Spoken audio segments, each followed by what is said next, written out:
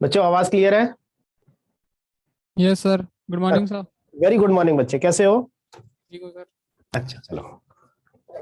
कल हमने KMNO4 की प्रिपरेशन पढ़ ली थी, कोई डाउट डाउट है बच्चों? नहीं सर। अच्छा अच्छा। आज क्या पढ़े? चलो, KMNO4 की ये बच्चों। मैंने फोर के बारे में पढ़ना था सर। हाँ, KMNO4 के बारे में ही पढ़ना है। KMNO4 की केमिकल प्रॉपर्टीज देखते हैं। केमिकल प्रॉपर्टीज मेनली हम ऑक्सीडाइजिंग नेचर देखते हैं बच्चों। तो हेडिंग डालना बच्चों, oxidising nature of KMNO4। Oxidising nature of KMNO4।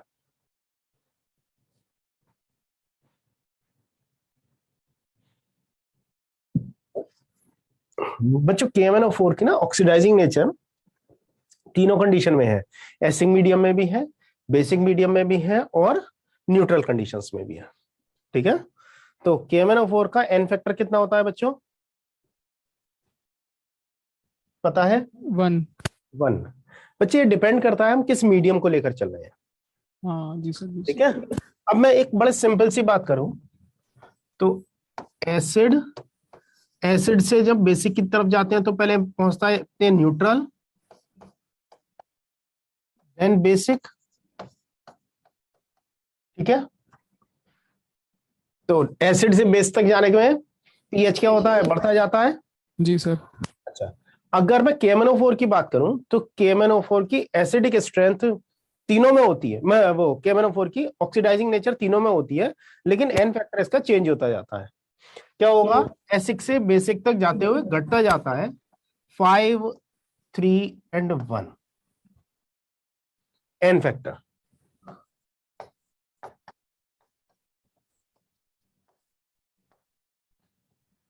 N factor. तो एसिडिक मीडियम में N factor 5, base neutral medium में 3 और बेसिक मीडियम में क्या होता है, 1। ठीक है।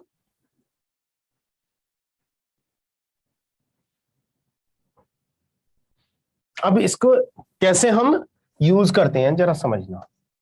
सबसे पहले हम तीन कंडीशंस में इसके रिएक्शंस देखते हैं। पहली, एसिडिक मीडियम में KMNO4। KMNO4 की हम H2SO4 के साथ रिएक्शन करा देते हैं। Twice KMNO4 plus 3H2SO4 gives K2SO4 plus twice MnSO4 plus 3H2O plus 5/2O2। बच्चों देखो, Mn की ऑक्सीडेशन स्टेट कहां से कहां पहुंच गई? +7 से प्लस +1। 7, +1 नहीं नहीं, वो तो ऐसा वो +7 से। एक सेकंड कैलकुलेट कर रहा हूँ। हाँ, +2। देखिए सल्फेट की तो -2 होती है, तो Mn की +2 ही माइनस। होगी। हाँ, +2 है तो जी तो sir. Change in oxidation state कितना हो गया? Plus change in +5। +5 change.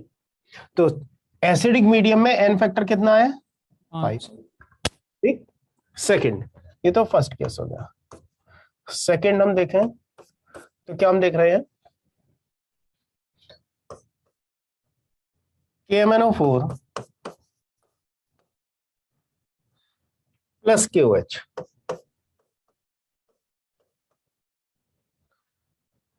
KMNO4 को KOH के साथ अगर हम ट्रीट कर रहे हैं, देन वी गेट K2MnO4। क्या बना रहा है? K2MnO4। जी सर। ठीक है। प्लस बच्चे इसको मैं ट्वाइस कर देता हूं, तो साथ में मिलेगा मुझे H2O प्लस हाफ O2।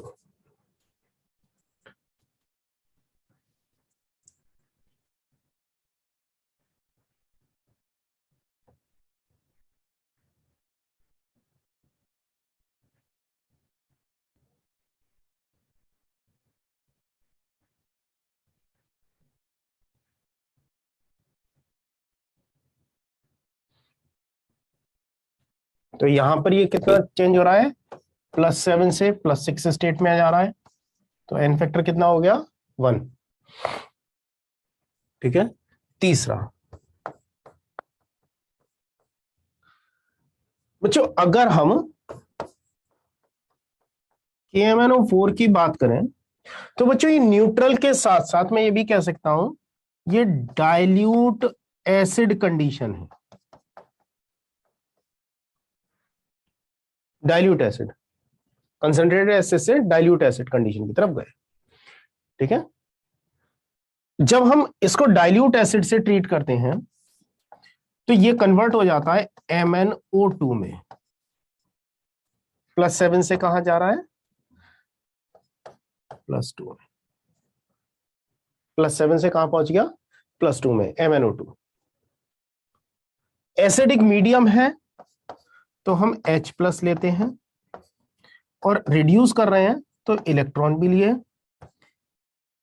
3 बच्चे, +4 हो गया, plus K positive plus twice H2O। अब ये H+ मैंने क्यों लिया है यहां पर, क्योंकि यहां पर कैसी कंडीशन है, डाइल्यूट एसिडिक कंडीशन है। जी सर। तो स्लाइटली एसिडिक मीडियम में ये क्या शो कर रहा है, +7 से +4 जा रहा है, और एन फैक्टर कितना हो जा रहा है इसका, 3। ठीक है। तो हमारे पास एसिडिक, एल्कलाइन और न्यूट्रल कंडीशन में, तीनों ही कंडीशन में ये ऑक्सीडाइजिंग रिएजेंट की तरह काम करता है। ठीक है बच्चों, एक चीज और, यहीं पर हम H2O2 की भी बात करें तो H2O2 ऑक्सीडाइजिंग एजेंट है या नहीं, है सर। किस किस मीडियम में काम करता है ऑक्सीडाइजिंग एजेंट।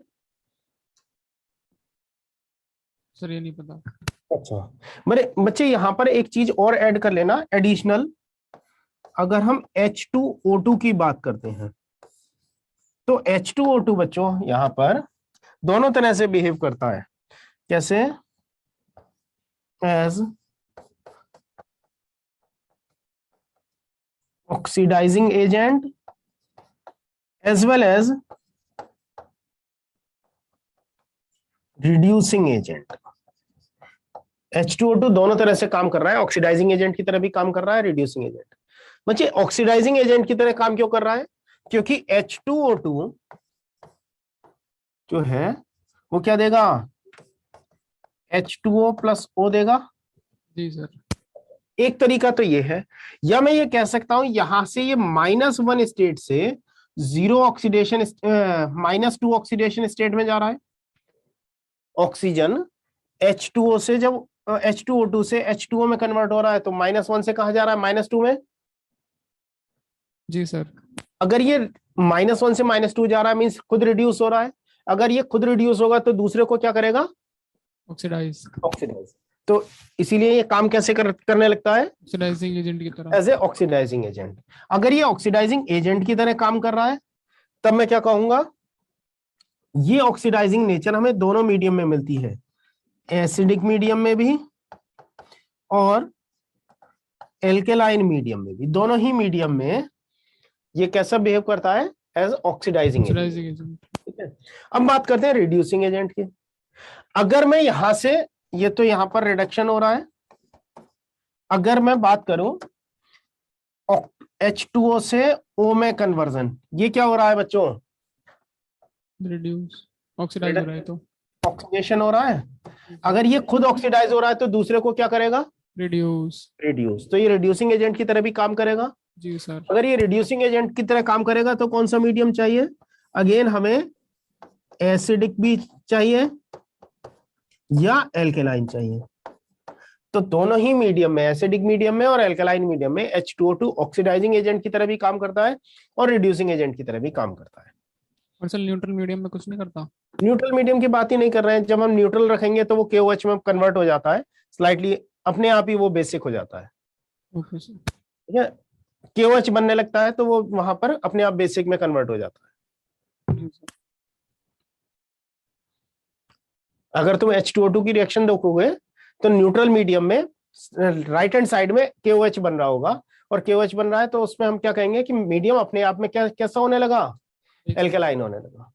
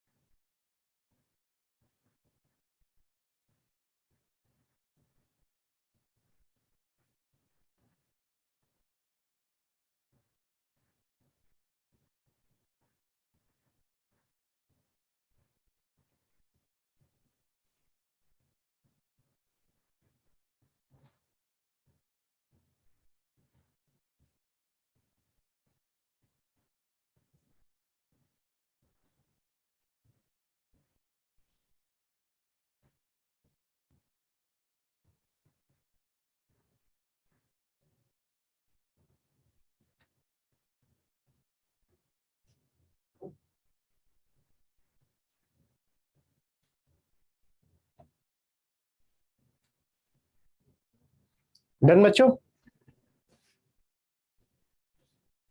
सर बस लास्ट लाइन रह गई है। हाँ। Done sir. अच्छा, अब बच्चों अगर मैं इन तीनों की बात करूं, तीनों कंडीशंस की, KMnO4 की एसिडिक कंडीशन में, एल्केलाइन कंडीशन में और डाइल्यूट एसिड कंडीशन में, जी सर। सबसे स्ट्रॉन्ग रिड्यूसिंग ऑक्सीडाइजिंग एजेंट कौन सा होगा, किस मीडियम में होगा? उसमें पहले वाले में। पहले वाले में, क्यों? तो उसमें उसका एन फैक्टर 5 है। एन फैक्टर 5 है। तो क्या एन फैक्टर ही उसकी ऑक्सीडाइजिंग पावर के लिए रेस्पॉन्सिबल है? सर कह सकते हैं एक तरह से, क्योंकि जो अच्छा, जितना ज़्यादा ऑक्सीडाइज होगा ना उतना ही ज़्यादा, मतलब जितना ज़्यादा रिड्यूस होगा एन फैक्टर उसका उतना ही बढ़ जाएगा।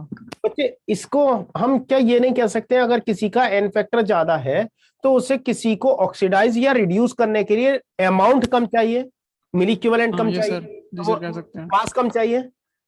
ये सर। लेकिन ये कहाँ बता रहा है कि किस इसका ये ज्यादा को ऑक्सीडाइज करेगा, ये किसको ऑक्सीडाइज करेगा, ये तो इस बात पर डिपेंड करेगा ना कि इसका रिडक्शन पोटेंशियल दूसरे के रेस्पेक्ट में कितना है। हाँ ये सर उसमें भी करेंगे। जितना रिडक्शन पोटेंशियल का दो एलिमेंट के बीच में डिफरेंस ज्यादा होगा उतनी ही रिएक्शन की का रेट ज़्यादा होगा। ज्यादा होगा ना, रिएक्टिविटी उतनी ही ज्यादा होगी। Yes sir. जैसे अगर हम सोडियम या ग्रुप 1 के एलिमेंट्स की बात करें, उनका स्टैंडर्ड रिडक्शन पोटेंशियल क्या होगा, हाई हाई। होगा या लो होगा? हाई। ग्रुप 1 के एलिमेंट्स का हाई नहीं, क्यों? रिडक्शन लो होता है, ऑक्सीडेशन हाई होता है। हाँ, रिडक्शन पोटेंशियल बहुत लो होगा या ऑक्सीडेशन पोटेंशियल बहुत हाई होगा। Yes sir. अगर मैं इसके ग्रुप 17 के एलिमेंट्स की बात करूं तो इनका रिडक्शन पोटेंशियल इनका रिडक्शन हाई होगा। हाई होगा।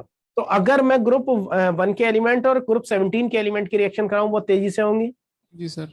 और अगर मैं सोडियम की रिएक्शन क्लोरीन से कराऊं और फ्लोरीन से कराऊं तो किस में तेजी से होगी? क्लोरीन में ज़्यादा तेज होगा। क्यों? क्लोरीन का ज़्यादा होता है रिडक्शन पोटेंशियल। रिडक्शन पोटेंशियल तो डिफरेंस हमारा बता रहा है। जी सर। ठीक है, तो हमें अगर इनके रिडक्शन पोटेंशियल का थोड़ा आइडिया है तो हम बता सकते हैं कि कैसे होगा। Yes sir. न्यूट्रल मीडियम में होता है 1.69 वोल्ट, एसिडिक मीडियम में होता है 1.52 वोल्ट और बेसिक मीडियम में होता है 0.56 वोल्ट। देखो सबसे ज्यादा रिडक्शन पोटेंशियल किस कंडीशन में है? न्यूट्रल में। न्यूट्रल में। तो सबसे अच्छा कौन सा होगा, न्यूट्रल या डाइल्यूट एसिडिक कंडीशन में?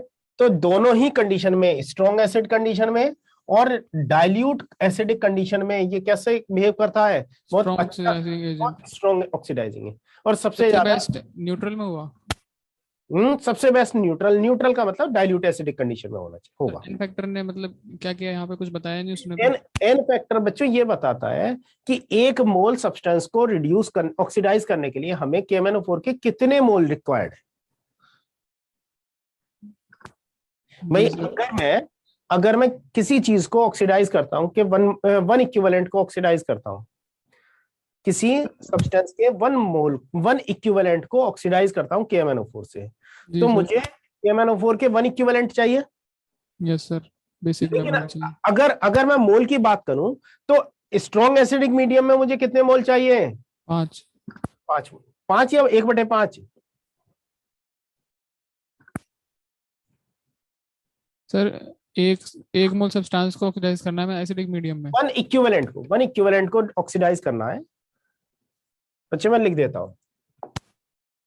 5 एन फैक्टर का मतलब ये हुआ कि 5 इक्विवेलेंट बच्चे, इक्वलेंट। इक्विवेलेंट मास को मैं यही तो लिखता हूं, molar mass by upon N. N factor. जी सर।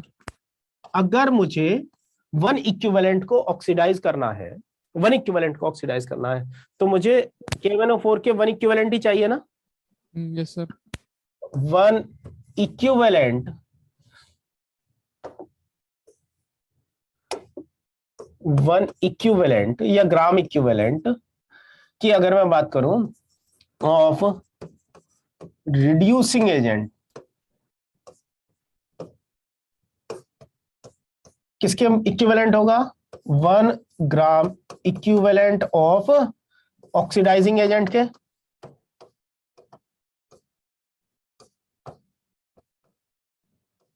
होगा या नहीं बच्चों? जी सर। अच्छा, अब मैं कह रहा हूं मेरे पास 1 ग्राम इक्विवेलेंट रिड्यूसिंग एजेंट है, तो इसके लिए मुझे 1 ग्राम इक्विवेलेंट KMnO4 चाहिए। और 1 ग्राम इक्विवेलेंट का मतलब क्या होगा? Molar mass mass by N factor. जी सर। अब molar mass by N factor अगर एसिडिक मीडियम में है तो N molar mass factor by 5। 5 चाहिए। जी सर। ठीक है, तो मुझे क्या मिलेगा, molar mass by 5 means 1/2 mole चाहिए। जी सर। और अगर अगर ये neutral, sir pin yours studio, बच्चे 1 मिनट होल्ड करना। ओके।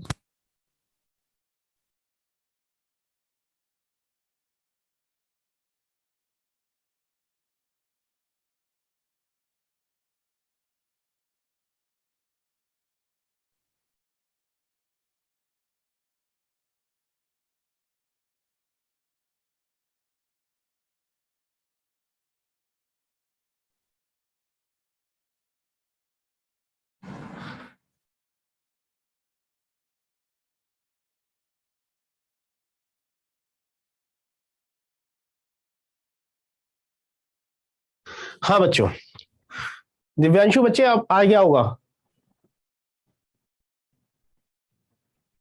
चलो, तो अगर एसिडिक मीडियम में है तो कितने मोल रिक्वायर्ड होंगे, 1/5 1/5। 1 इक्विवेलेंट के लिए, और न्यूट्रल मीडियम है तब 1/3।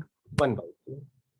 तो हम ग्राम इक्विवेलेंट भी कैलकुलेट कर सकते हैं कि मतलब मोलर मास से बता सकते हैं जी सर। तो सर कितना इसका यही रिक्वायर्ड। मतलब हुआ ना कि एसिडिक मीडियम में सिर्फ 1/5 यानी बहुत सबसे कम एसिड मीडियम में चाहिए 1 ग्राम हाँ इक्विवेलेंट को सबसे, रिड्यूस करने के लिए। हाँ हाँ बस मतलब हमें एन फैक्टर का से क्या पता चल रहा है कि किसी इक्वल अमाउंट को रिड्यूस करने के लिए या इक्वल अमाउंट को ऑक्सीडाइज करने के लिए KMnO4 का सबसे कम अमाउंट हमें किस कंडीशन में यूज करने को मिलेगा, एसिडिक कंडीशन में। उससे ज्यादा न्यूट्रल। न्यूट्रल, और सबसे ज्यादा बेसिक। बेसिक। बेसिक में तो बराबर बराबर यूज करना बराबर पड़ेगा। बराबर बराबर बराबर, 1 मोल को 1 ग्राम इक्विवेलेंट को 1 ग्राम इक्विवेलेंट चाहिए। जी सर। लेकिन मास के टर्म में कहेंगे तो molar mass by N factor होगा, तो 1 मोल के बराबर चाहिए। हाँ यस सर। ठीक है, चलो। सर बैक वाली स्लाइड करने के बाद हाँ बच्चे, पहला पॉइंट समझ में आ गया। अभी सर आपने एक पॉइंट बताया कि सबसे बेस्ट जैसे न्यूट्रल कंडीशन में है हम्म, तो जैसे उसमें सबसे ज्यादा डिफरेंस है उसका रिडक्शन पोटेंशियल का। तो ये हाँ वाला पॉइंट समझ नहीं आया। बच्चे, जितना डिफरेंस ज्यादा होगा ऑक्सीडेशन पोटेंशियल या रिडक्शन पोटेंशियल का, उतना ही तेजी से रिएक्शन होगी ना। तो ये डिफरेंस किसके पीछे है 1.69 वोल्ट। बच्चे अगर ये तो इसका रिडक्शन पोटेंशियल हो गया KMnO4 का, न्यूट्रल मीडियम अगर, में। हाँ अगर मैं किसी और को ऑक्सीडाइज कराना चाहता हूं तो उसका भी तो कुछ रिडक्शन पोटेंशियल होगा। जी सर। उन दोनों के बीच का डिफरेंस देखेंगे ना, यस सर। वो है। अच्छा तो सर न्यूट्रल वाले में डिफरेंस ज्यादा होने का चांसेस ज्यादा है। डिफरेंस ज्यादा है, के चांसेस ज्यादा है।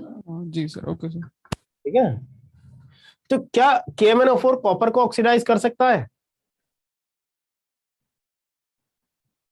कॉपर सर पोटेशियम के नीचे आता है। देखना, कॉपर का, कॉपर 2+ का कॉपर में कन्वर्जन अगर हम करते हैं तो इसका स्टैंडर्ड रिडक्शन पोटेंशियल होता है 0.34 वोल्ट।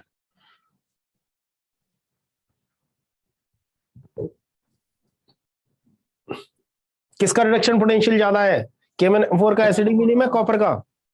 KMnO4 का। KMnO4 का, तो ये ऑक्सीडाइज करेगा। Yes sir. ठीक है, खुद रिड्यूस होगा, रिडक्शन पोटेंशियल ज्यादा है, खुद रिड्यूस होगा तो दूसरे जी को सर। ऑक्सीडाइज करेगा। ऑक्सीडाइज करेगा। यस तो सर। कॉपर को ऑक्सीडाइज कर देगा, हम्म। तो कॉपर से क्या बना लेगा, कॉपर सल्फेट। U2+ बनाएगा। अब ऑक्सीडाइज करेगा तो कॉपर का ऑक्साइड बनेगा, और कॉपर का ऑक्साइड फर्दर H2SO4 के साथ रिएक्शन करके कॉपर सल्फेट में कॉपर कन्वर्ट। सल्फेट। जी सर। समझ में आ गई बात। Yes sir. तो अब बात करते हैं बच्चों, कौन कौन सी हम रिएक्शंस देख सकते हैं, कहां कहां ये ऑक्सीडाइजिंग एजेंट की तरह काम करता है। जो सबसे पहले मैं बात कर रहा हूं आपके लिए, टाइट्रेशन वाला part.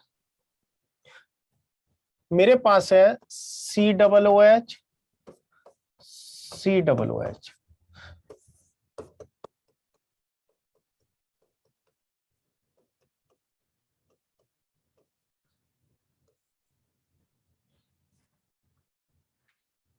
Oxidising nature. Oxalic acid का क्या ऑक्सीडेशन हो सकता है, क्या ऑक्जेलिक एसिड ऑक्सीडाइज हो सकता है। No sir.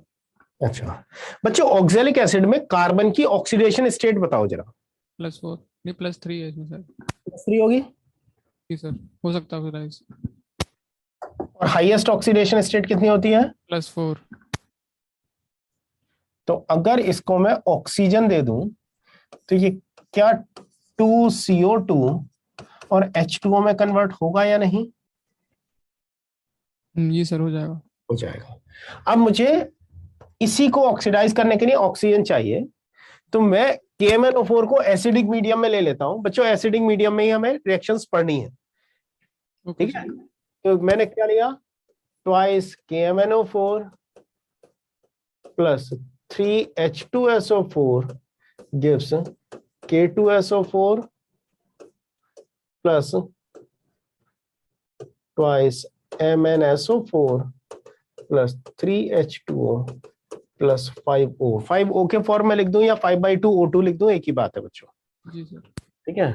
मींस यहां पर ऑक्सीजन हमारे 1 यूज हो रहा है, तो इसको मैं 5 से मल्टीप्लाई कर दूंगा और मैं ओवरऑल रिएक्शन क्या लिख सकता हूं, twice KMnO4 plus thrice H2SO4 plus 5 oxalic acid molecule will give twice CO2 plus 10 CO2 10CO2 और प्लस 5H2O। 2SO4। 5 नहीं 8 है बच्चे, 8 ऊपर भी 3 है। जी 8 सर। 8 8H2O। तो ओवरऑल रिएक्शन मिल जाएगी। जी सर। अगर बच्चों मैं लेता हूं ऑक्जेलिक एसिड की जगह फेरस आयन, अब पहली रिएक्शन नोट कर लो बच्चे, पहले नोट करो।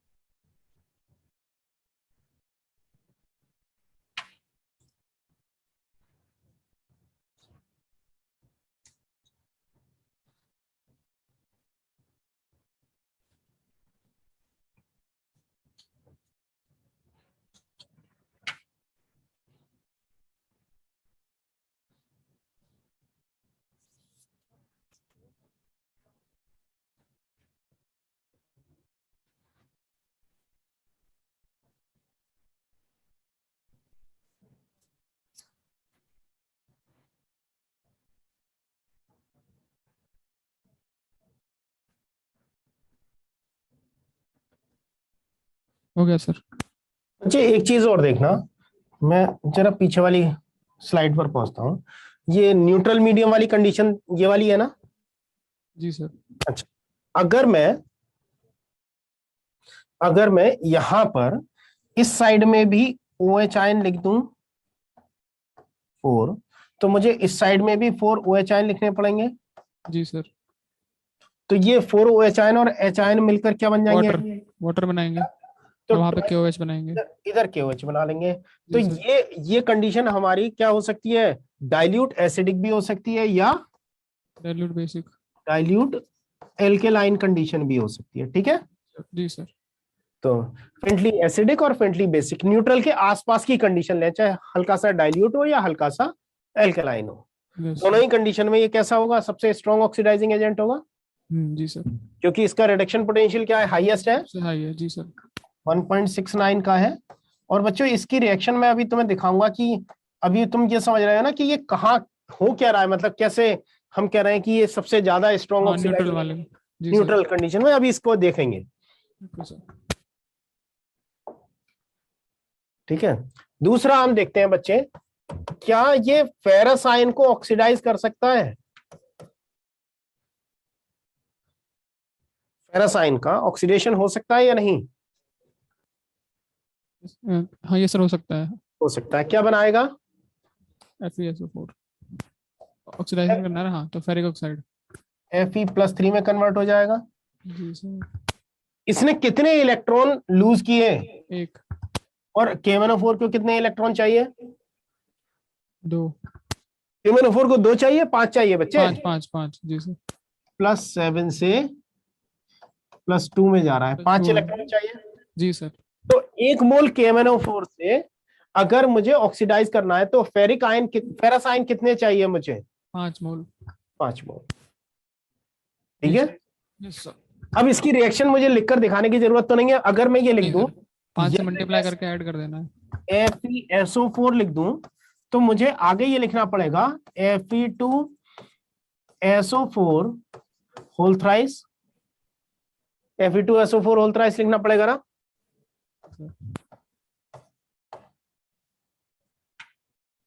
क्योंकि फेरस से फेरिक में जा रहा है। जी सर। अब H2SO4 जरूरत पड़ेगी हमें, तो एक H2SO4 एक्स्ट्रा ले लेंगे। ओवरऑल रिएक्शन लिख सकते हो, यस सर। बताना क्या होगी?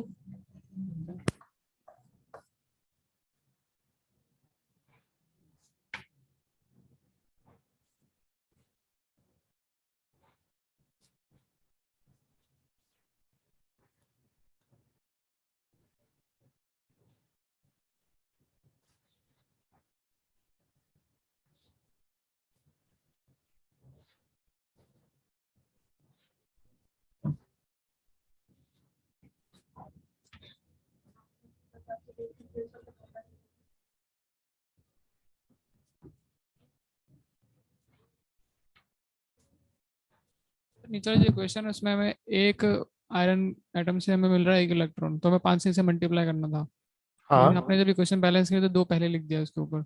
हाँ। तो 5/2 से मल्टीप्लाई कर दें। कितना? 5/2 से मल्टीप्लाई कर दो, ठीक है। तो 5/2 से वन ऑफ मल्टी फोर भी दो गिवन है पहले से, वहां पे 2 था। हाँ, यहाँ पर तो 2 इलेक्ट्रॉन की कहानी हो गई। हाँ हो गई, तो सिंपल 5 से मल्टीप्लाई करेंगे फिर। चलो, तो मैं इसे ऐसे भी लिख सकता हूं, जरा देखना। Twice FeSO4 plus H2SO4 plus O। तो क्या मिल गया? Fe2SO4 whole thrice plus H2O मिल गया ना। जी सर। ठीक है। अब मुझे ऑक्सीजन कितने मिल रहे हैं एक रिएक्शन में? 5। 5 जी सर। तो मुझे 5 के लिए इस रिएक्शन को कितने से मल्टीप्लाई करना पड़ेगा? 5। 5 से। और ये मैंने तुम्हारे हिसाब से 5/2 से मल्टीप्लाई होना चाहिए था। नहीं नहीं नहीं सर। KMnO4 हमने कितने लिए हैं मॉलिक्यूल यहाँ पर? 2। यहाँ पे तो भी 2 है, बराबर हो गया। ठीक है ना। जी सर। थर्ड रिएक्शन, बच्चे ये वाली रिएक्शन हर जगह सेम है। सर एक सेकंड में से नोट कर लेते हैं। हाँ, नोट कर लो।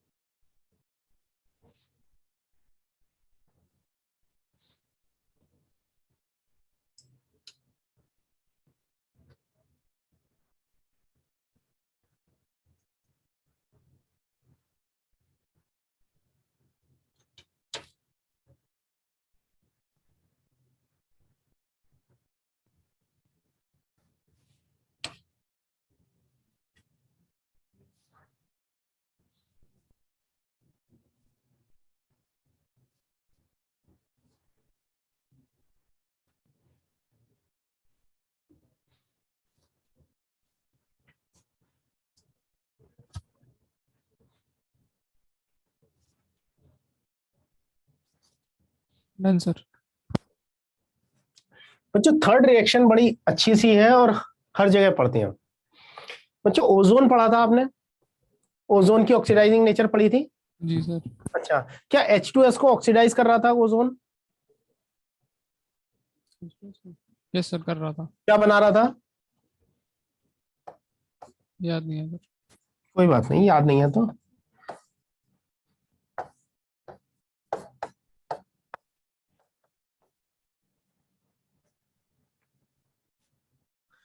अब ये हमारा ऑक्सीजन कहां कहां से मिल सकता है, H2O2 से मिल सकता है, एसिडिक KMnO4 से मिल सकता है, O3 से मिल सकता है, H+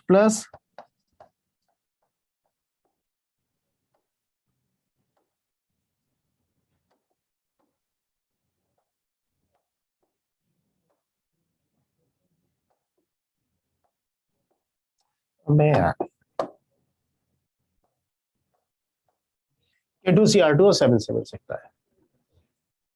तो चाहे हम H2S को H2O2 से ऑक्सीडाइज करें, KMnO4 से ऑक्सीडाइज करें, ओजोन से ऑक्सीडाइज करें, या K2Cr2O7 से ऑक्सीडाइज करें, रिएक्शन सेम रहनी है बच्चों। सल्फाइड H2S का S2- ऑक्सीडाइज होकर क्या बनाएगा, एस। सर ये एस8 के फॉर्म में होगा ना? हम्म। सल्फर नॉर्मली एसिड के फॉर्म में एग्जिस्ट करता है ना? हाँ बच्चे, वो बनता है तो हमें उससे S6 की फॉर्म में भी एग्जिस्ट कर जाता है वो। जी सर। तो उसका चेयर टाइप का स्ट्रक्चर होता है। यस सर, S6 में चेयर, S8 में ग्राउंड। हाँ, S6 में चेयर, S8 में क्राउन, तो दोनों में रह सकता है।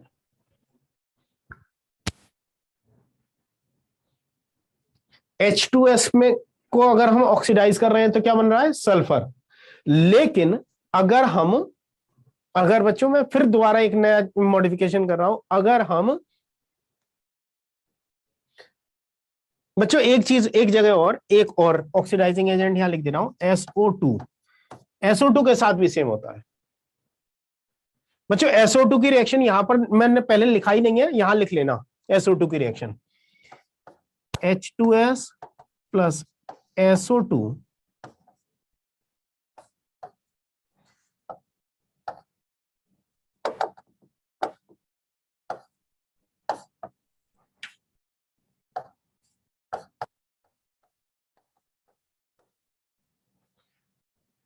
SO2 की ऑक्सीडाइजिंग नेचर H2S के लिए ये होगी। जी सर। ये बच्चों कौन सी रिएक्शन हो गई, एलिमेंट ऑक्सीडाइज भी हो रहा है, रिड्यूस भी हो रहा है। रिडॉक्स। रेडॉक्स में कौन सी, कोई और नाम भी सुने हैं नहीं रेडॉक्स के? हाँ यस सर, एक सेकंड याद है। डिस्प्रोपोर्शनेशन वगैरह जैसा कुछ सुना है? हाँ यस सर। तो कौन सी रिएक्शन है ये? डिस्प्रोपोर्शनेशन नहीं रिएक्शन। बच्चे, डबल। डिस्प्रोपोर्शनेशन। नहीं सर, डिस्प्रोपोर्शन मतलब टूटता है वो। ये बच्चे -2 में है, ये +4 में है, 0 में जा रहा है, तो डिस्प्रोपोर्शनेशन का उल्टा है ये। सर नाम क्या था बता दीजिए आप। ये comproportionation reaction. Okay sir. Sir redox बड़े टाइम हो गया, दोबारा रिवाइज नहीं किया अभी। कोई बात नहीं बच्चे, मैं इसीलिए बीच बीच में ना इधर उधर की चीजें पूछता रहता हूँ कि जी कुछ सर। चीजें रिवाइज हो जाती हैं इनडायरेक्टली। Yes sir. स्पेशली हमें वो उन चीजों पर ध्यान देने की जरूरत नहीं पड़ती, हमें एडिशनल कुछ इंफॉर्मेशन मिल जाती है, याद रहती हैं चीजें। Thank you sir.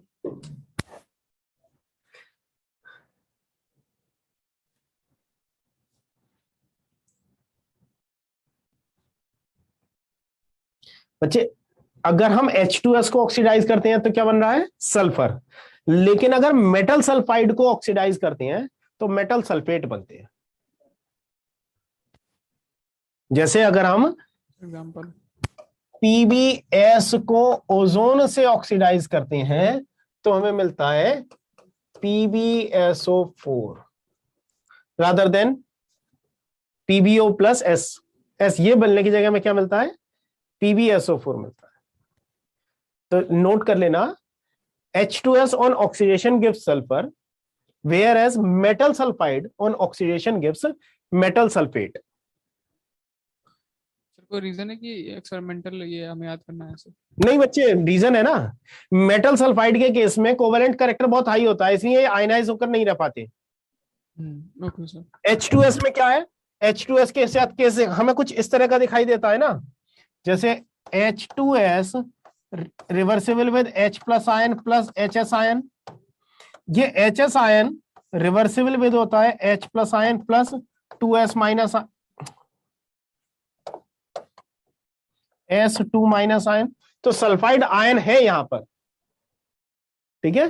तो यहाँ पर तो सल्फाइड आयन मिल जाते हैं, लेकिन मेटल सल्फाइड में कोवेलेंट कैरेक्टर होने की वजह से ये आयनाइज नहीं हो पाते, ये सल्फाइड आयन नहीं होते, तो उसका ऑक्सीडेशन का बिहेवियर चेंज हो जाता है। ओके।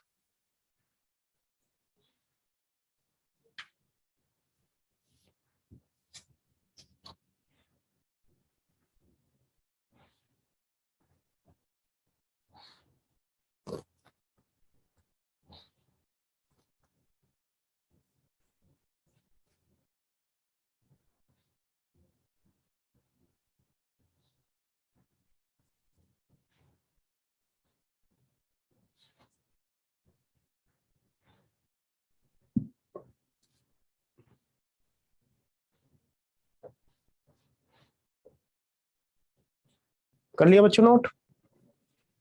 सर बस 2 लाइन।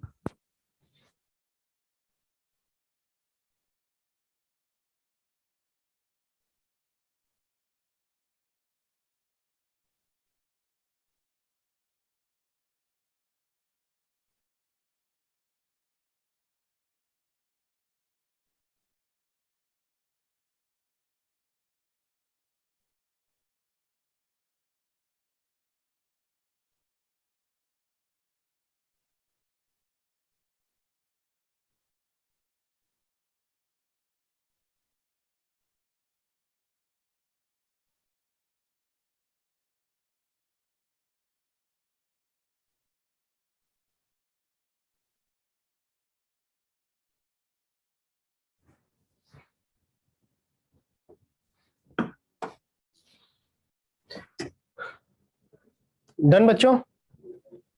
Yes sir. अच्छा, नेक्स्ट बच्चों हम एक चीज देखते हैं। अगर मेरे पास सल्फाइड आयन है, सल्फाइड आयन में सल्फर की ऑक्सीडेशन स्टेट, सल्फर की हाँ +4 +4, अगर इसका ऑक्सीडेशन करेंगे क्या बनेगा? +6। +6। तो सल्फाइड किस में कन्वर्ट हो जाता है? SO4 2 माइनस में। हाँ जी सर। ठीक है, तो सल्फाइड का ऑक्सीडेशन KMnO4 कर सकता है या नहीं? बिल्कुल कर सकता है। जी सर। अगर हम नाइट्राइट NO2 माइनस का ऑक्सीडेशन करें तो हमें क्या मिलेगा? NO3-। तो सल्फाइड का ऑक्सीडेशन सल्फेट में, नाइट्राइट का ऑक्सीडेशन नाइट्रेट में। ठीक है। अगर हम बच्चे, ये दोनों सिंपल सी रिएक्शन है, जरूरत हो तो लिख कर दिखाओ, नहीं तो ऐसे ही कंटिन्यू करते हैं। लिख लेता हूँ। लेकिन मतलब बैलेंस लिखने की तो जरूरत नहीं ना। नहीं सर नहीं। हाँ,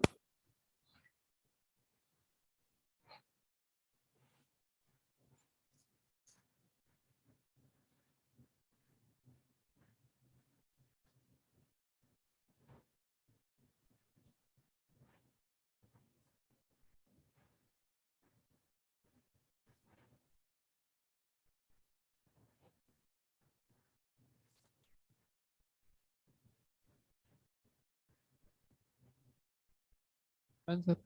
डन। अब बच्चों, अब मैं आता हूं उस जगह पर जहां पर मैं तुम्हें ये दिखा सकता हूं कि H2SO4 एसिडिक मीडियम में या न्यूट्रल मीडियम में अलग अलग बिहेवियर कैसे शो करता है। जी सर। अगर मैं आयोडाइड का ऑक्सीडेशन करूं तब मुझे क्या मिलेगा? सर इस वाले माइक से आवाज कट कट के आ रही है क्या? बच्चे बीच में ना कुछ टक टक की आवाज आती है, बाकी कुछ नहीं। ये सर ये माइक थोड़ा खराब शायद है सर इस वाले से। ये ठीक है। हाँ इससे बोलो। क्वेश्चन क्या था? आयोडाइड का अगर ऑक्सीडेशन करते हैं तब क्या मिलेगा?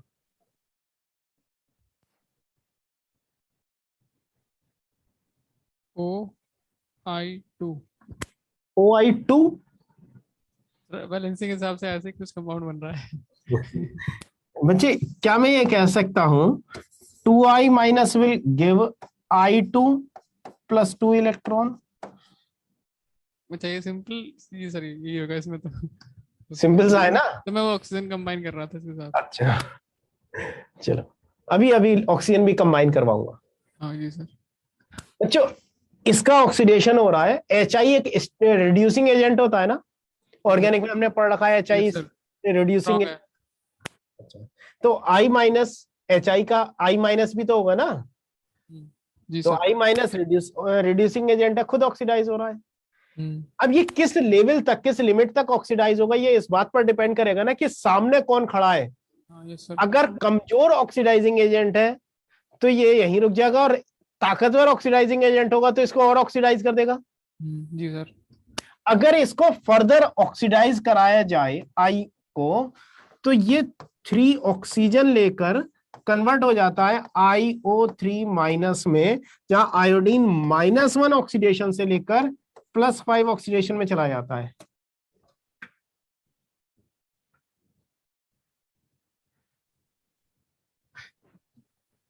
समझ नहीं आया कुछ इसमें। बच्चे ऑक्सीडेशन स्टेट देखो, I- में तो -1 है ना। जी सर। अब IO3- में क्या है? +5। +5। एन फैक्टर 6 हो गया इसका। एन वेक्टर 6 होगा, एन वेक्टर बिल्कुल 6 होगा बच्चे। जी सर। अब किसमें एक्सटेंट ऑफ ऑक्सीडेशन ज्यादा हो रहा है? सेकंड वाले में। सेकंड वाले में।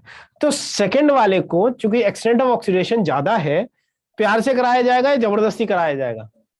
जबरदस्ती।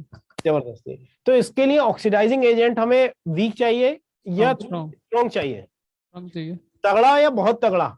बहुत तगड़ा चाहिए। बहुत तगड़ा चाहिए। अब हमें एसिडिक KMnO4 से काम चल जाएगा या न्यूट्रल KMnO4 से काम चलेगा? न्यूट्रल वाला। न्यूट्रल वाला। तो एसिडिक मीडियम में तो रिएक्शन होती है ये वाली, और न्यूट्रल मीडियम में रिएक्शन होती है ये वाली। आई थिंक तुम अब याद रख पाओगे कि अगर हमें न्यूट्रल मीडियम दिया है तो हमें आयोडीन का क्या करना है। जी सर। ठीक है, यस सर। नोट कर लो।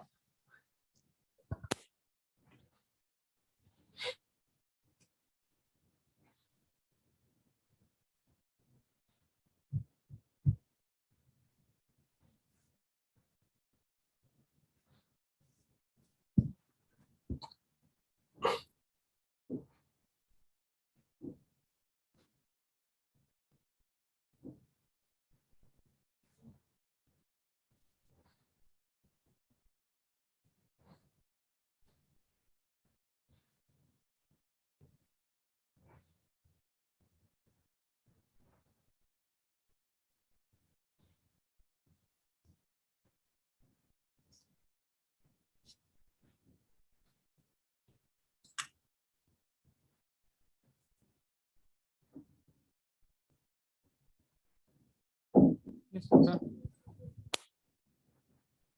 हो गया सर। हो गया। अच्छा, अब बच्चे एक मेरे पास है S2O3 2- आयन। इस आयन का नाम क्या है बच्चों? Disulphate ion. Thiosulphate ion. Thiosulphate ion में सल्फर की ऑक्सीडेशन स्टेट बतानी है बच्चे। कैलकुलेट करता हूँ। +2। +2। दोबारा सोचकर बताओ। इसका मैं सोचता हूँ इसका स्ट्रक्चर ध्यान है? सर, पन्ने पलट लूँ अगर पीछे? हाँ हाँ बिल्कुल, पन्ने पलट लो।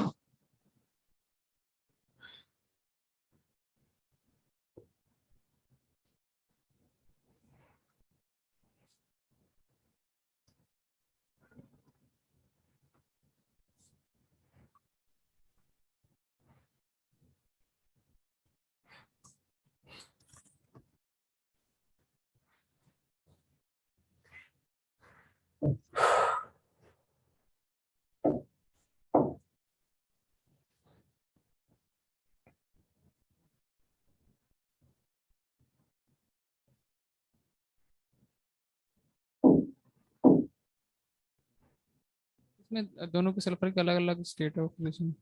कौन कौन सी है? एक सल्फर की तो 0 होगी। दो वाले अच्छा, के और 1 2 3 4 +4। दोबारा सोचो। सर डबल बॉन्ड में एक काउंट। बच्चे यहां पर ना एक सल्फर की होती है +6 और दूसरे की होती है -2।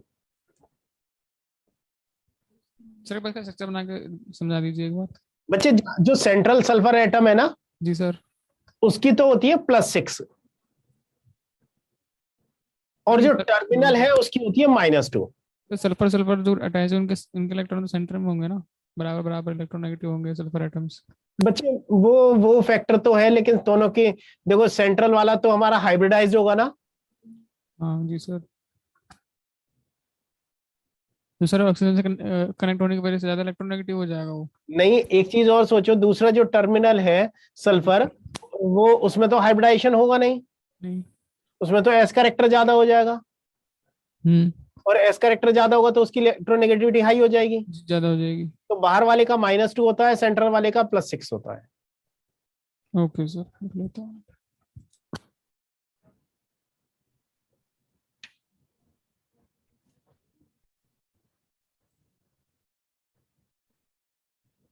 ठीक है। जी सर, आगे समझ अब अब S2O3 में एक सल्फर है -2 में और दूसरा है +6 में। इसको ऑक्सीडाइज करना चाहता हूं, इसको मैं ऑक्सीडाइज करना चाहता हूं। तो इसको मैं किससे ऑक्सीडाइज कर रहा हूं? इसको मैं ऑक्सीडाइज कर रहा हूं, न्यूट्रल। कुछ में एस ट्वाइस SO4 2 माइनस में,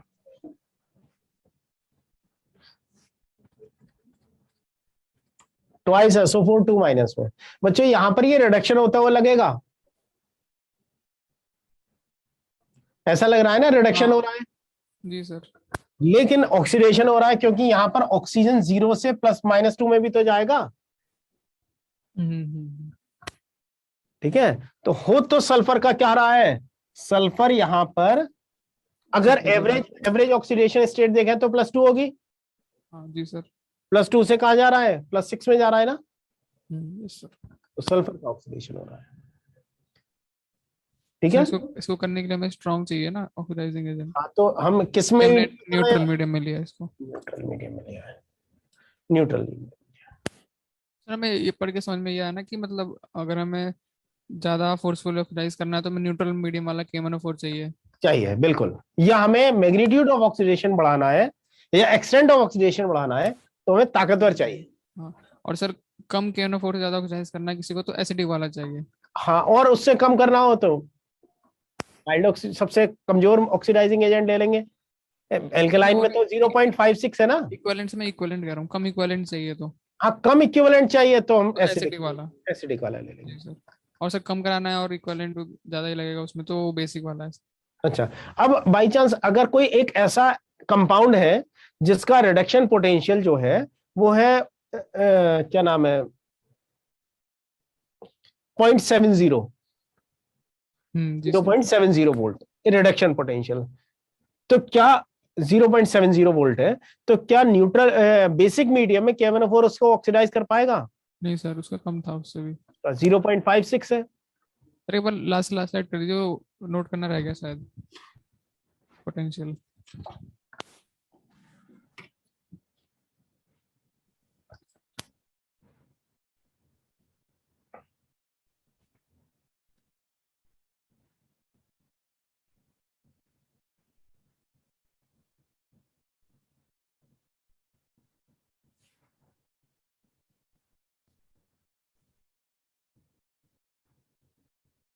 सर वैसे मैंने भी इलेक्ट्रोकेमिस्ट्री पढ़ी नहीं, लेकिन जितनी भी रिडक्शन पोटेंशियल की वैल्यूज है हमें याद करनी पड़ती हैं। नहीं बच्चे, याद नहीं करनी पड़ती, याद नहीं करनी पड़ती। ये तो मैंने तुम्हें समझाने के लिए ऐसा यूज किया है, जिससे कि तुम ज्यादा अच्छे से समझ पाओ। अदरवाइज नॉर्मली जो बच्चों की शिकायत होती है ना, वो ये शिकायत है कि सर I- को हम ऑक्सीडाइज कर रहे हैं, दोनों कंडीशन में अलग अलग हो रहा है, याद कैसे रखें। हाँ जी सर। ठीक है। अभी सबसे पहली शिकायत जो इनऑर्गेनिक में बच्चों की आती है कि सर इतनी सारी रिएक्शन है, याद कैसे होंगी। तो ये वो तरीके हैं जिससे तुम याद रख सकते हो चीजों को बहुत लंबे समय तक। क्यों ऐसा हो रहा है कि I- I2 में कन्वर्ट हो रहा है या IO3- में कन्वर्ट हो रहा है, क्योंकि कौन उसमें सी एसिडिक का कंडीशन है, है। इसमें न्यूट्रल का है। ठीक है। तो दो अलग अलग कंडीशन है, थोड़ा सा अगर इलेक्ट्रोड पोटेंशियल के टर्म में रिलेट कर दूं तब इसे याद रखना आसान हो जाएगा। जी सर। अब तुम्हें इलेक्ट्रोड पोटेंशियल याद नहीं करना पड़ेगा, आगे तुम्हारे दिमाग में एक इमेज बन गई कि जो न्यूट्रल मीडियम में उसकी ऑक्सीडाइजिंग पावर ज्यादा होगी, ज्यादा होती है जी सर। इसलिए वैल्यूज याद रखने की जरूरत नहीं है। ठीक है। Yes sir. अच्छा, ये बच्चे बात मैं बता रहा हूं, मैक्सिमम टीचर इसे ही रटवा देते हैं कि बच्चे याद कर लो, रिएक्शन है याद कर लेना। मेरा मानना है कि याद करने से चीजें तभी याद रह सकती हैं जब हम उन चीजों को समझ चुके हो। तो तुमने समझ ली तब याद करने में दिक्कत नहीं आएगी। जी सर, अब तो आसान है। आसान।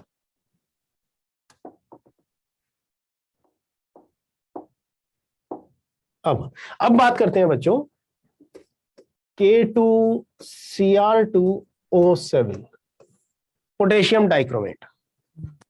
बच्चों हम पोटेशियम डाइक्रोमेट यूज करते हैं जहां भी यूज करें, सोडियम डाइक्रोमेट यूज नहीं करते।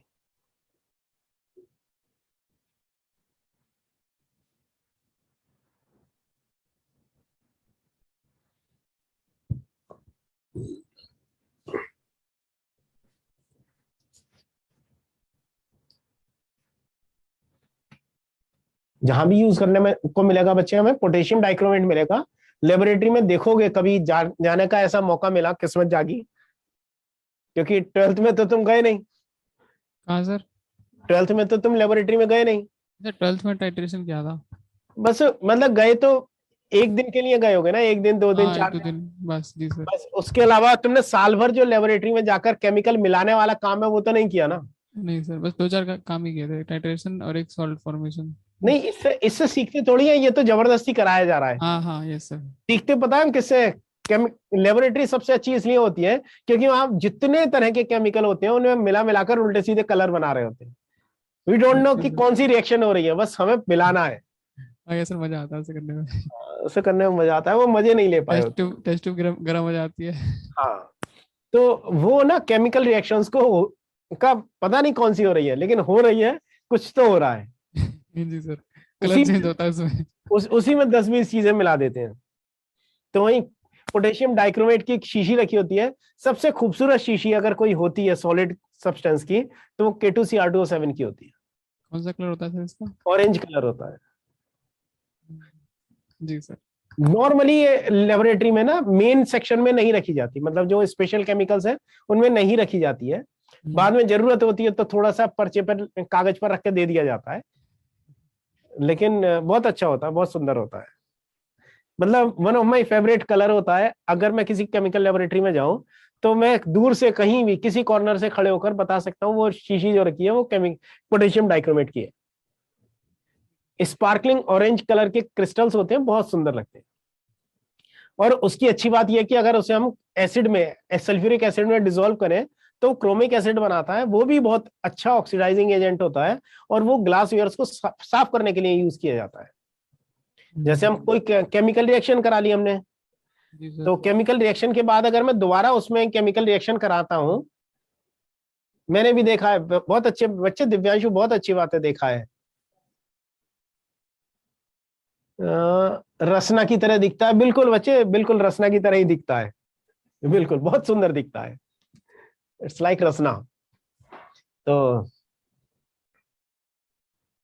कुछ बता रहा था, मैं भूल गया। हाँ जी सर, आप कह रहे थे सीसी साफ करने का काम आता है, जैसे हमने कोई हाँ, रिएक्शन करी। हाँ, कोई रिएक्शन करी, अब उसमें दोबारा मुझे रिएक्शन करनी है तो उसमें कोई केमिकल चिपका रह गया होगा ना बॉल्स पर, हाँ जी सर। तो उसका रिमूवल करना होता है, साफ करनी होती है।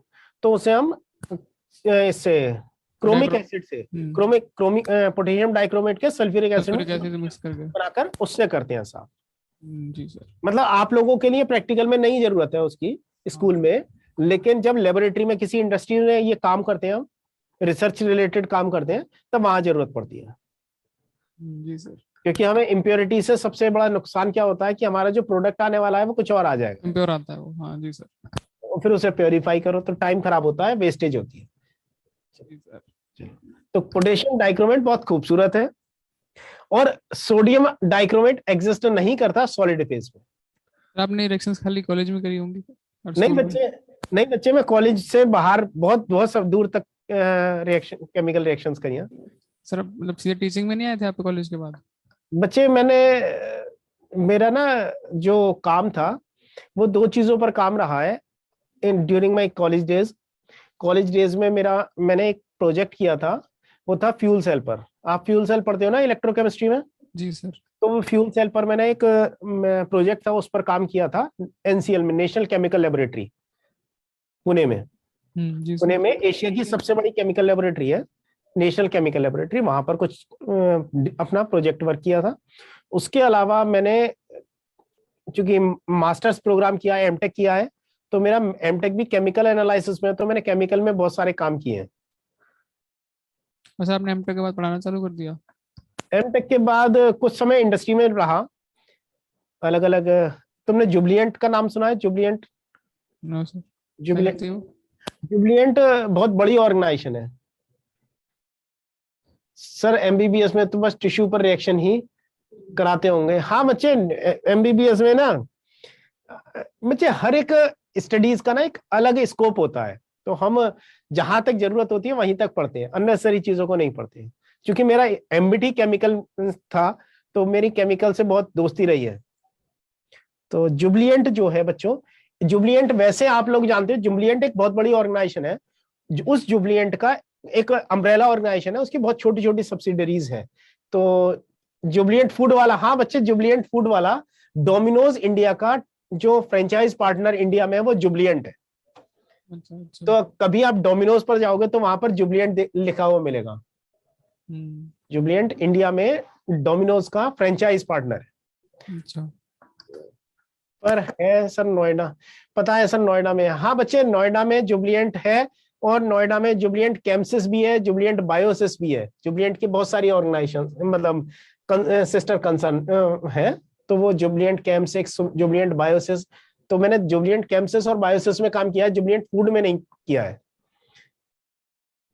प्रतीक सीईओ है उनके।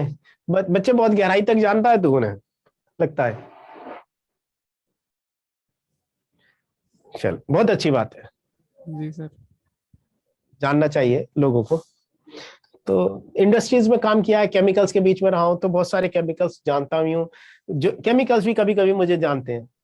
कैसे सर? कभी लगे क्या आपको?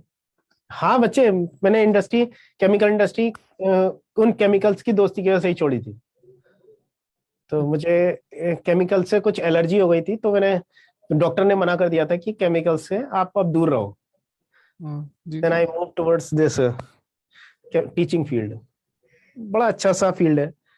आज आज मैं रियलाइज करता हूँ कि वो केमिकल इंडस्ट्री की जॉब से ये वाली जॉब अच्छी है।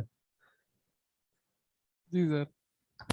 करती क्या है बच्चे, बहुत सारे काम करती है, बहुत सारे केमिकल्स बनाती है, मेडिसिनल प्रोडक्ट बनाती है।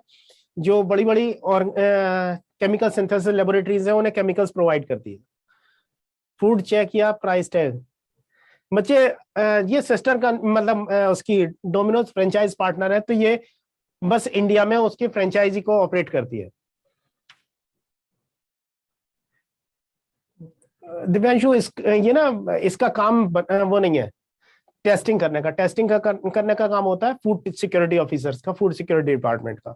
वो इसका काम नहीं है। चलो, हाँ बच्चों, K2Cr2O7 की अगर हम बात करें, तो K2Cr2O7 जो है, K2Cr2O7 वो बच्चों एक्वस सॉलिड स्टेट में मिलता है। सोडियम डाइक्रोमेट नहीं मिलता, क्योंकि सोडियम कार्बोनेट डाइक्रोमेट की सॉलिबिलिटी बहुत हाई होती है।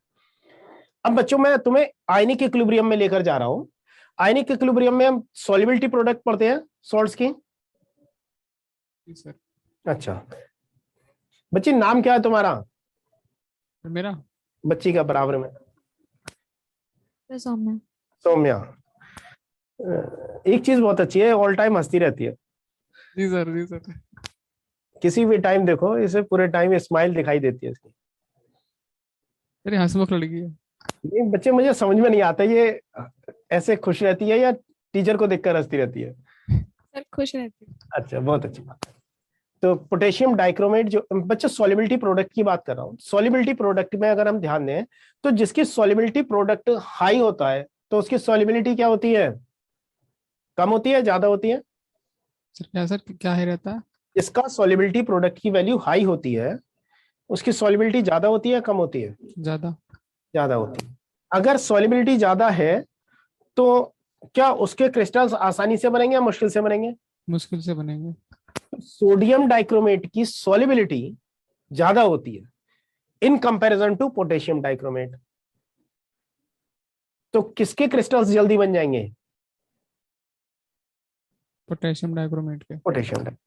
तो इसीलिए हमें सॉलिड फेज में कौन मिलता है? Potassium potassium dichromate. Dichromate. Sodium dichromate solid phase में नहीं मिलता। जी सर। ठीक है। दूसरा, पोटेशियम डाइक्रोमेट को हम प्रिपरेशन की अगर हम बात करें, प्रिपरेशन हम कर रहे हैं from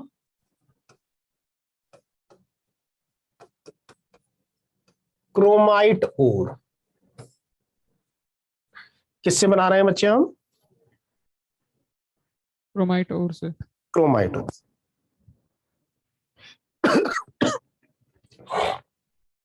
chromite ore is FeCr2O4।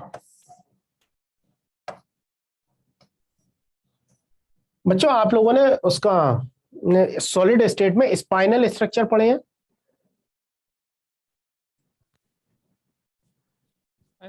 Sir spiral sir ऐसा नहीं पढ़ा।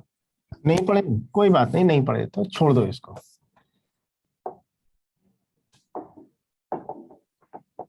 सर कैसा होता है वैसे ये? कैसा होता है?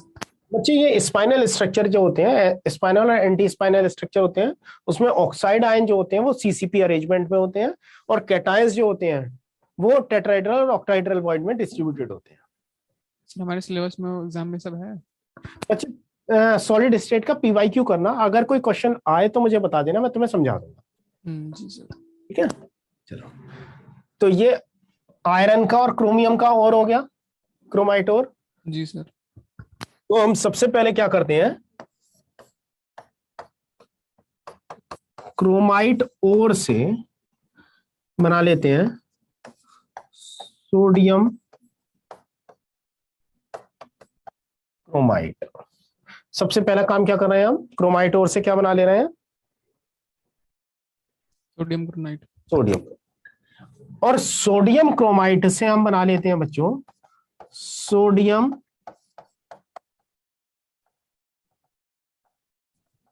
डाइक्रोमेट। जी सर। अब सोडियम डाइक्रोमेट सॉलिड फेज में नहीं रह सकता, तो इसमें एक्सचेंज रिएक्शन करेंगे और इसको कन्वर्ट कर लेंगे किसमें? पोटेशियम डाइक्रोमेट में। पोटेशियम डाइक्रोमेट में।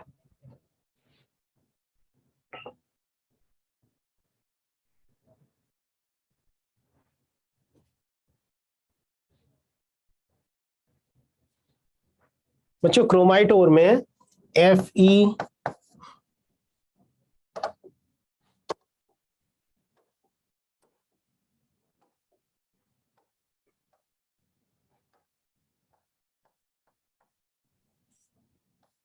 Cr2O4 क्रोमियम +3 स्टेट में है। क्रोमियम इसको हम ऑक्सीडाइज करते हैं Na2CO3 और ऑक्सीजन के साथ। Na2CO3 और ऑक्सीजन के साथ, मतलब बेस Na2CO3 एक्चुअली क्या कर रहा है, बेसिक मीडियम बना रहा है। हम इसे बेसिक मीडियम में ऑक्सीडाइज करके क्या बना लेते हैं, sodium chromite, that is Na2Cr O4, जिसमें क्रोमियम किस स्टेट में हो जाता है, +6 से। अब सोडियम क्रोमाइट एसिडिक मीडियम में कन्वर्ट हो जाता है Na2Cr2O7 में, अगेन +6 ऑक्सीडेशन स्टेट। यहां पर हम इसे KOH के साथ ट्रीट कर देते हैं तो NaOH बन जाएगा, पोटेशियम एक्सचेंज हो जाएगा, तो ये किस में कन्वर्ट हो जाता है, K2Cr2O7। क्योंकि सॉलिबिलिटी कम है इसलिए ये क्रिस्टलाइज हो बनता है। जी सर। फॉर्म कर लेता है।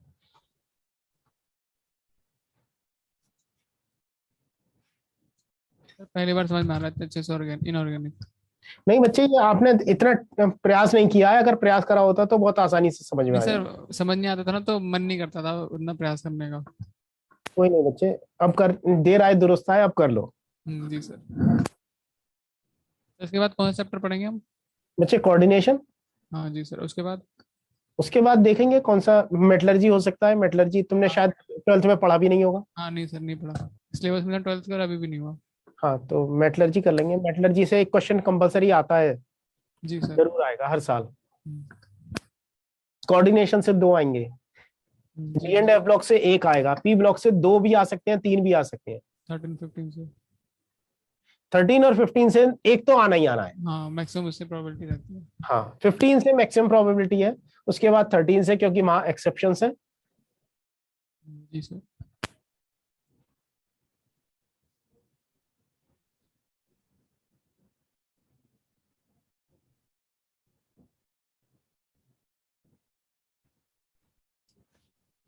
बच्चों एक करेक्शन कर लेना यहाँ पर, मैं कर देता हूं इसे, केसीएल से करना, केसीएल से एक्सचेंज करते हैं, पोटेशियम क्लोराइड लेते हैं। NaCl की सॉल्युबिलिटी ज्यादा होगी तो वो NaCl रह जाएगा, पोटेशियम। हाँ जी सर, पोटेशियम ज्वाइन हो जाएगा। हम एसिड मीडियम में अगर बेसिक मीडियम डाल देंगे ना, तो वो डाइक्रोमेट फिर से क्रोमाइट में, क्रोमेट में, बच्चों मैंने गलत लिख दिया है, सोडियम क्रोमेट। क्रोमेट। बच्चे हायर ऑक्सीडेशन स्टेट में आ गया तो 8 होगा, क्रोमेट होगा, जी सर। Sodium chromate.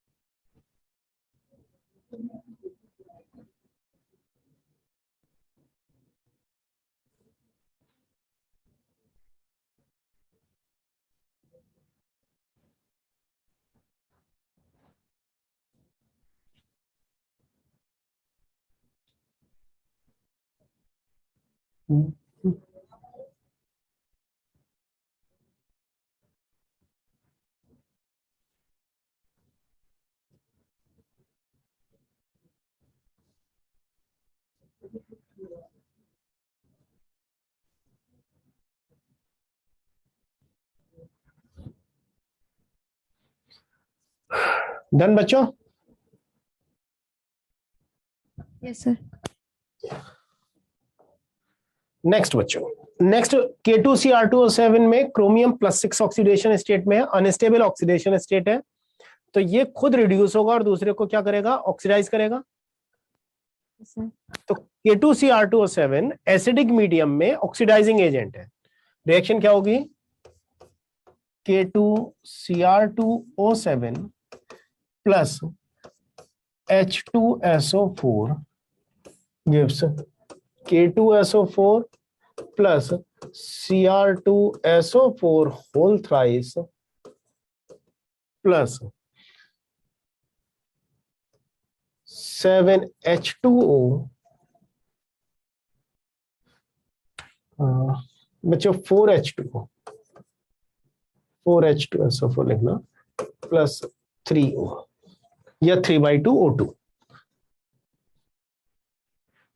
3/2O2 लिखना है या 3O। तो एन फैक्टर कितना हो गया बच्चों,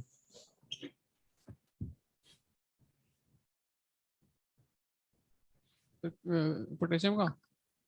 पोटेशियम का एन फैक्टर कैसे हो सकता है, वही तो सर। K2Cr2O7 का, क्रोमियम। क्रोमियम का हाँ। K2Cr2O7 का बच्चे, क्रोमियम का नहीं, क्रोमियम का तो ऑक्सीडेशन स्टेट में चेंज है, एन फैक्टर तो कंपाउंड का होगा ना। जी सर, यहाँ +2 था, वहां पे हो गया। क्रोमियम की ऑक्सीडेशन स्टेट देखो जरा, कितने से कितने, यहाँ पे तो -2 है, कहां पर, लेफ्ट हैंड साइड। क्रोमियम की, पूरे कंपाउंड की, उसकी Cr2O7 की। सिर्फ क्रोमियम की बात करें तो क्रोमियम की ऑक्सीडेशन स्टेट बताओ बच्चे, क्रोमियम की +6। +6, राइट हैंड साइड में, तो SO4 है ब्रैकेट में। हाँ बच्चे SO4 होल थ्राइस +3। +3। तो n फैक्टर कितना हो गया? 3।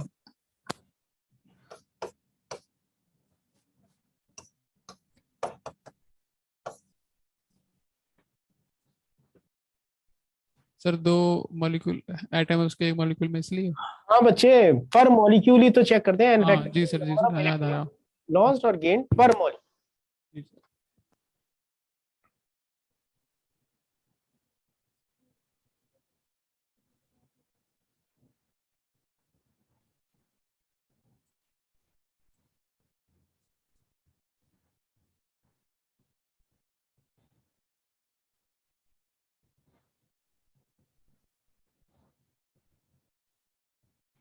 बच्चों 2-3 रिएक्शन लिख रहा हूं और इसके आंसर तुम बता सकते हो।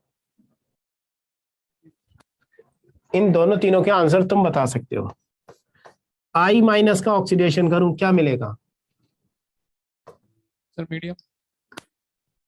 इसमें वो तो था ना, KMnO4 हमने किया था ना। इसमें कोई और मीडियम मैंने बताया ही नहीं है। नहीं सर, तो सिंपल होगा, I2 बनेगा इसमें। I2 इलेक्ट्रॉन निकलेंगे साइड में। अगर मैं H2S लेता हूं तब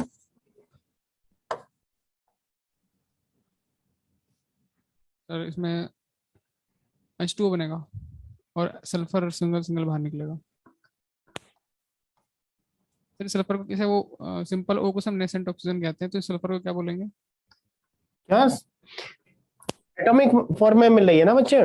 तो जी। सल्फर क्या है, हमें टर्बिडिटी मिलती है। टर्बिडिटी मतलब पानी धुंधला हो जाता है और उसके बाद उसमें सेटल हो जाती है, सल्फर प्रेसिपिटेट आउट हो जाती है बच्चे। एसिड या एसिड्स की फॉर्म में क्या? जब प्रेसिपिटेट बनता है सल्फर का, तो उसका एसिड होता है या S4 होता है? बच्चे एसिड। एसिड भी हो सकता है, S6 भी हो सकता है। तो उनका कोई टेम्परेचर रेंज था ना, कि इतने टेम्परेचर पे ग्राउंड फॉर्म करता है, इतने टेम्परेचर बच्चे वो रेंज तो में। वो तो हम प्रिपरेशन की बात कर रहे हैं, क्रस्ट फॉर्मेशन के थ्रू। हम ओके सर। इसको वैसे प्रिपेयर नहीं कर रहे हैं ना, क्रस्ट जी। फॉर्मेशन के थ्रू प्रिपेयर नहीं कर रहे हैं, इसलिए हम टेम्परेचर की बात नहीं करते हैं। Okay sir. ठीक है। अगर Fe2+ होगा तब फिर 3+ हो जाएगा, एक इलेक्ट्रॉन छोड़ेगा। Fe3+ हो जाएगा। अब ये रिएक्शन में कहीं भी पढ़ूं बात एक ही है, H2O2 ऑक्सीडाइज होगा। जी सर, कराया था हमने भी।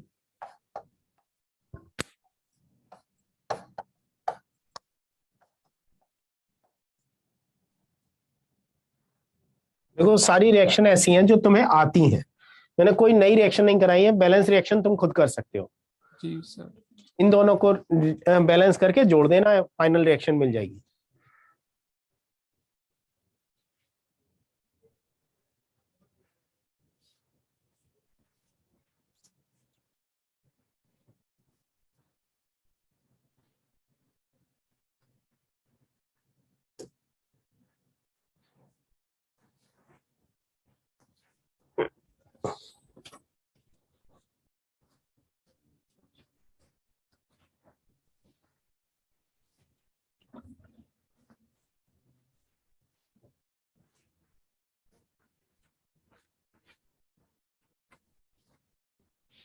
हो गया बच्चों?